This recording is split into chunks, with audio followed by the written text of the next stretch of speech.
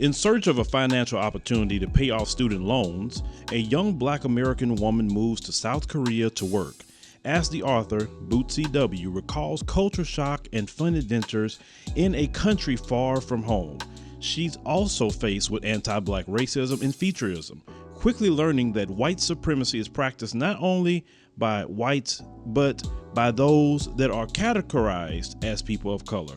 Based on her 10 years of living abroad, the book Aigo compares and contrasts Korea versus the United States on subjects such as code, communal living, racism, effective protests, global alliances, warrior class, music, political correctness, health, aging, money, and the coronavirus. This blunt memoir is uncomfortable, humorous, and educational. Help fight propaganda and mainstream agendas by picking up a copy of Aigo on Amazon.com.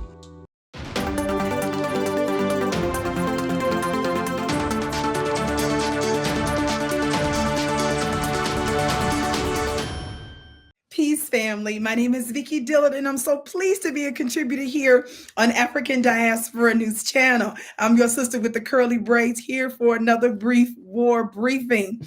Listen, beloved, you all know that we are in the time of what some of the BGR, Black Grassroots, have been calling pull-up summer. And that is to say, we are not reckless. We are not the aggressors. But we are taking and confronting, we're taking our message and our disgust against members of the dominant society and their Negro shields. We're taking it directly to them in very strategic, tactical, and effective ways. And we've seen that over and over again lately. And it has just been a breath of fresh air. Some of you may or may not know who ex-CNN contributor, Dr. Marc Lamont Hill. He's a professor, and he was on Fox News and some other white corporate networks, and he has a real history of disrespecting Black elders and Black legends that he's being called out on.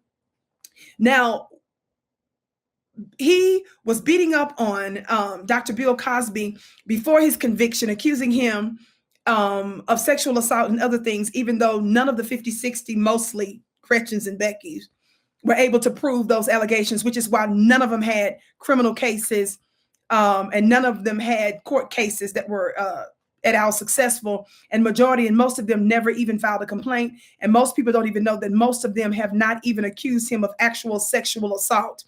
So people are just running their mouths based on the propaganda that the media pushed. So when the media pushes the word, when the media pushes stuff like 50 accusers, 60 accusers, they know that the average American consumer is a low information consumer. That means they know you're not going to research or scrutinize what they're saying. You're just going to automatically assume that there must be some truth or veracity to what they're saying because they put out a number like 50 and 60. So they know you're not going to look at the weeds or the details of it. And the reason they didn't just make it one Gretchen, one Mzungu female is because they would know that you would probably believe him if it was just one or two without, automatically believe him, because American history is where,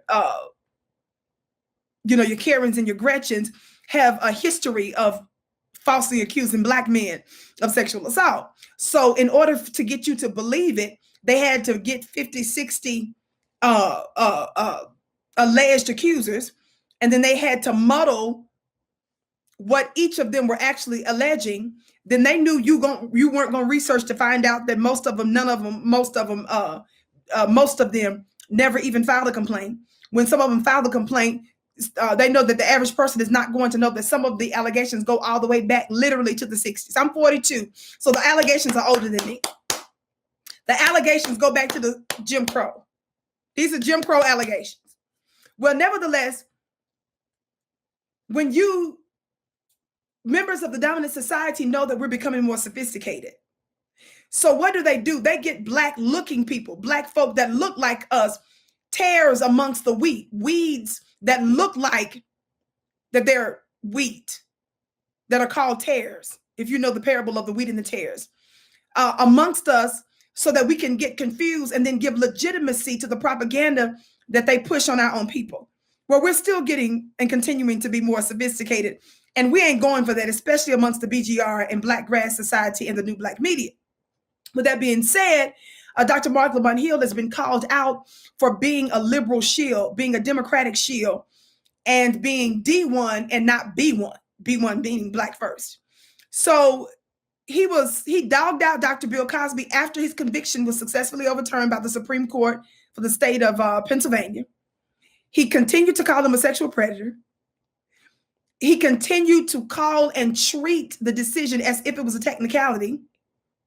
And so he's whining. Marc Lamont Hill also posted on Instagram, F all of us, because folks were welcoming him home. And he literally did a post, literally talking most of the Black people, because we're the ones that's the main criticizers of him right now. He said literally F all of us. Now, he didn't have that energy for CNN when they fired his funny looking self. He didn't have that energy for Fox News. He didn't have none of that kind of energy when white society threw him all the way away. So thank God Black folks are confronting him for his duplicity in person. Listen to a little bit of this clip. What am I not saying? You're dominant. Close the mics down. Okay, sorry, Baba. We just talk. I love the brother. We talking about the same people. Actually talk about it in real life. I don't know. Because I'm here. I don't know what Jesse. I'm here. We talking about work. I'm here. I ain't questioning your integrity, brother. You are questioning my integrity when you say that I'm catering to white liberals. I wouldn't be talking to you if I didn't think you have integrity. I don't get money for this. So I'm saying, I like you. So again, what white liberal ideology am I playing to? What am I doing? You see it? I got fired for standing up for us. I got fired from Fox and I got fired from Fox for refusing to denounce Asada or Khaled. So I don't even know what we're talking about. I can give you plenty of The elder speak. Go ahead. Yeah, that's elder speaking. Elder speaking for the house. Yes, sir. I got you. This is where it's happening. There's a point where if you were out of line with your brother, you owe him an apology. See, there's a limit. When we're going to have a discussion, especially in front of the camera, we have to show respect even if we disagree. And if you don't show respect, I may not agree with everything he writes, but if he had half of the shit I say, he may not agree with it. And we have to be able to ask questions of one another, disagree with one another, and not get engaged in disrespecting one another. Amen. Because it leads to conflict when we should be having conflict with somebody else. That's right. You know, this is a young brother. I apologize, brother. It just, I got the spirit of Malcolm. I was at his grave yesterday. I got this a lot, but I still. Okay, but let me just add one thing to this. You know, the Black community is one of the most complex institutions in America. Black community. This is the fourth largest Black population in the world. Right. It is the most sophisticated. It is the wealthiest. It's the highly educated. Yet it is the most marginalized in terms of the overall system. Yet we are in a power position from any other Black community in the world, even those that are nations. So we take our complexity like it's so simple. It's not that simple. It's very complex. And so even when we disagree, the only point I make, disagree with respect for one another. That's fair. That's fair. And I apologize if I turned up too fast. What it is for me is, because 99% of this stuff, I get love in the world. And it's on Twitter and social media. I hear this wild shit. Excuse my language, sister. This wild stuff. And I'm not saying you at this point, but I'm just saying, and a lot of times I'm like, I'm in the places that people say I'm not, and I don't see them. So I have to ask you, because if I didn't mention it, they would kill me. The Dr. Cress Welsing thing. Yeah. Because you're doing good, my brother. Let's just clear that up and get it. I want your understanding, because what's not fair is the fact that we get one side of the story and we don't get to hear from you to articulate where you stand on that. So, to be clear, what happened was on the day, first of all, on the day that Frances Cress Welsing passed, I posted a memorial to her. Right. It was all love. Right. She was generous to me. You haven't worked together? We didn't work together, but I knew her. Right. And we disagreed at times. Right. And she was my elder, so I listened to our Queen Mother, respected it even if we disagree. No problem. I gave a testimony to what she meant to me as a young person seeking knowledge, as a bookstore owner, as a bookstore seeker, Right. And what the ISIS papers meant to me. Facts. Another brother, wrote a critique of her, saying that there were things in the ISIS papers that for him did harm as a black gay or black queer, I think he identifies as, man. Right. I posted on my Facebook page his critique and said his was more thorough and nuanced than mine. That might not be the exact quote, right, but I gave love to his post too. Right. So just the first thing is, I criticized her as much as I gave space for another person to repost. The repost. But I take accountability for it. I'm not saying that to pass the buck. I'm just saying, but that was the context. Because urban legends get spread. Then it become he went up on the podium and was talking about, and that's not what happened. I read that when it went down. Can I just want to finish this thought just so people understand my whole position on this. Nothing that the critique that I had of homophobia and all these things are things that I've expressed to our Queen Mother when she was living. Right. So that's the other thing. It wasn't like I waited until she died to attack her or critique her. I have a critique. Right. You know what I mean? If I could do it again, I would not have done it on that day. Right. And for that, I am deeply sorry and deeply apologetic, and I've always said that. I take responsibility for that. I hold on to my critique, but I should have given us space to breathe, to mourn, to celebrate, to process because of what she meant. Now, I don't do that with these white folk. Donald Rumsfeld died. My headline was, war criminal dies. Reagan died. I didn't give them the 12 hours. I went straight at it. So my principle is to be honest in death as we are in life, but she's ours. Okay, did you see that? Okay, did you hear that? Now, Mark is sitting up here trying to say in that video that he gets love all over the world, but on social media and Twitter, he has to hear wild SHIT. Well, first of all, that event, that live footage that you just saw, was that Twitter he was on? Was that Instagram he was on? Was that YouTube he was on? Was that TikTok he was on? Was that Facebook he was on? No, that was face to face. God today. So black folks are translating the knowledge and education that they're getting online by us into real-time confrontation, respectful, intelligent confrontation. So he's trying to play it off as if this is social media. You ain't on Facebook and that event, bro, that was face-to-face. So stop with the shenanigans. And they were absolutely right to check you. Then they went on to talk about his disrespect of our legend, the great Dr. Cress Welsing. What some folks don't know is our beautiful black scholar, Dr. Cress Welsing, who wrote an amazing book that totally exposed the white supremacists called the ISIS Papers, The Keys to the Colors. You must read it, family. Upon her death, January 2nd, 2016, literally that was on my birthday when she passed, Marc Lamont Hill posted on social media a piece by this male by the name of Jeffrey McCune, MCCUNE. In part, he said about Dr. Cress Welsing's work because she called out the effeminate agenda that was going to come down the pike against black men. Certain elements of black society don't like that she accurately called that out and connected it to white supremacy. This fellow said in part, and this is what Mark pushed and solidified.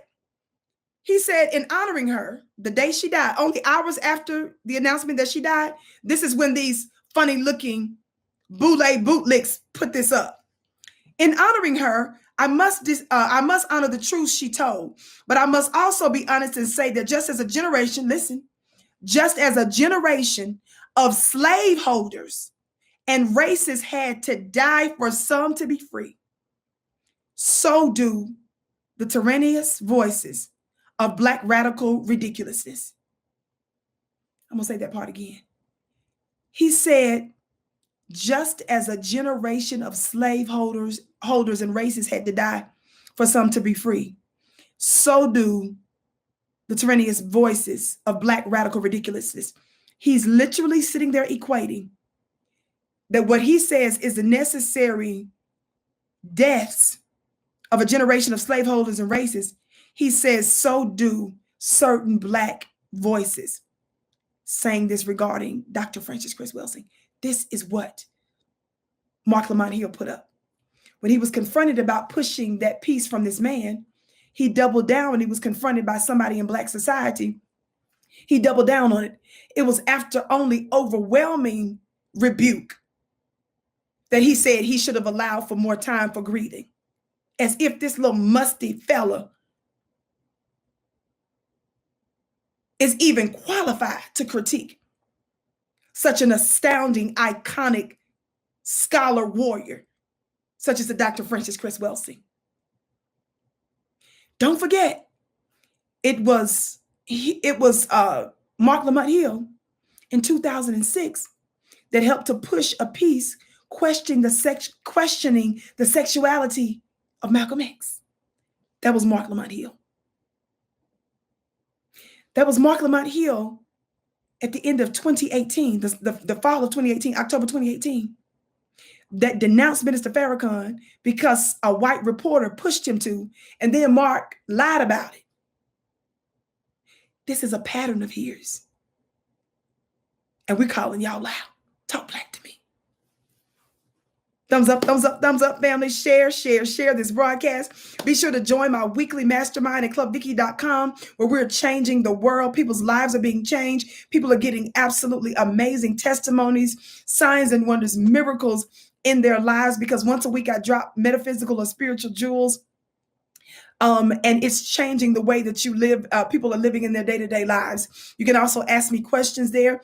Even if you're not available live on Wednesday nights to join us, it's still a worthy thing to invest in your spiritual selves, because we upload the lectures and you still have access to an amazing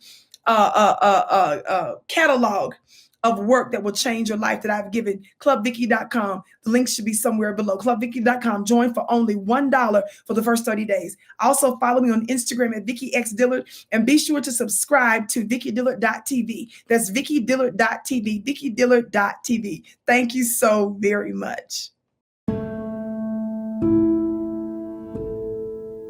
Are you tired of the violence? Tired of the injustice? Police brutality, rampant discrimination, lack of gun control in this failed biased socioeconomic experiment called America?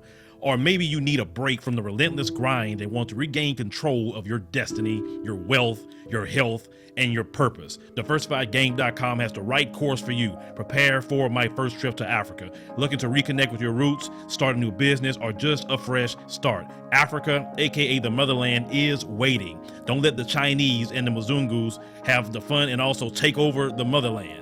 From Cairo to Mombasa, from Dakar to Cape Town, Africa has something for everyone, from business opportunities to the most amazing people, safety, leisure, and landscapes. The opportunities abound. It is time for the diaspora to reconnect with their roots. Time to reconnect with the birthplace of humanity. Africa is the last frontier. Get your head in the game and reclaim your legacy. The writing is on the wall. Babylon is falling. Give up the stress, grind, and violence inflicted on our people on this continent, and prepare for a journey of restoration enjoyed by connecting with the land of your ancestors. Check out our new course and kick off your adventure at DiversifiedGame.com.